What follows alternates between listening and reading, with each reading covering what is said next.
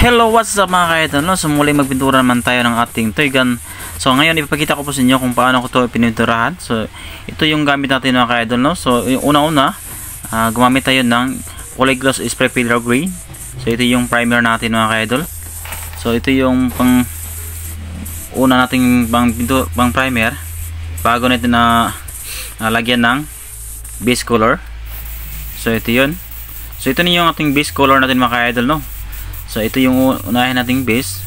At pagkatapos natin dyan, bago tayo mag-design mga ka-idol, so ayan, buuhin muna natin ng base coat.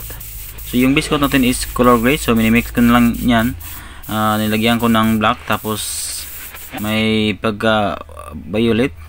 So ayan, gumawa tayo ng pattern. So ito yung pattern, ito yung nagsibing design natin mga ka-idol. So yun, yung nauna natin, yung design natin mga ka-idol, no? So ayan.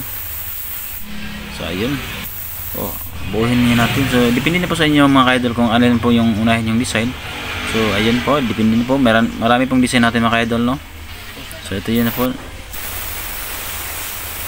So ayun, ito naman natin yung YouTube logo. So bale ito yung ating YouTube logo. So ayun, sinsahan yung YouTube logo natin mga ka-idol, no? So ito na po mga ka-idol, no? So ayun.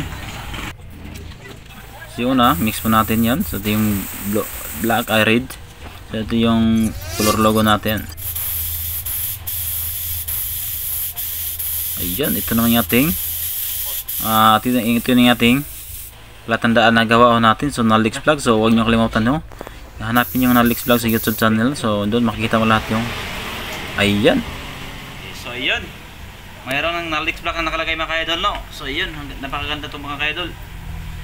So ito yung YouTube channel natin mga ka-idol. So mayroon itong YouTube channel. So yung name natin is Nalix Vlog. So pakipindot lang po mga ka-idol. So yan, okay na.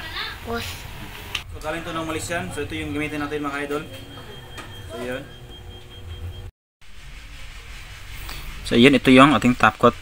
So syempre huwag natin kalimutan lagyan ng catalyst. So ito yung pangpatibay ng ating top coat color.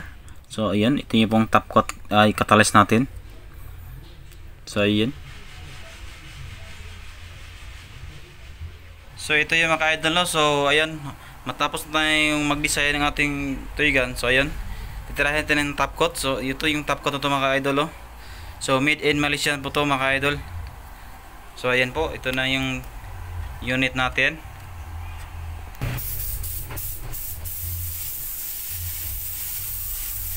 So yan, pasensyahan nyo yung spray gun natin, ha. So medyo hindi tayo expert sa pag-spray. So ayan.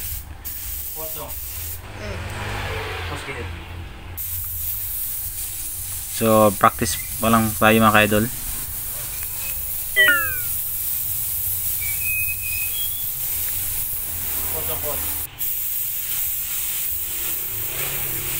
So ayun, no? Parang tunay ito mga ka-idol, no? So army green. So bali, so ayan na po, ako na po ang design ito mga ka-idol, no? So ito yung top coat na Nippon Toki, made in Malaysian. So napakaganda itong top coat ito at saka napakatibay ito mga ka-idol. So ayan na po. So ayan, o, kintab ito mga ka-idol, no? So ayan, parang sasakyan itong kintab nito mga ka-idol, no? So hindi yun basta-basta yung top coat natin dito mga ka-idol. So yun. So ito yung palatandaan na gawa ho natin ito mga ka-idol. So ayun. Ayun, ito na po mga ka-idol, no? So ayan, ito na po finished product natin. So yun, ipapakita ko po sa inyo kung ang next video natin. So maraming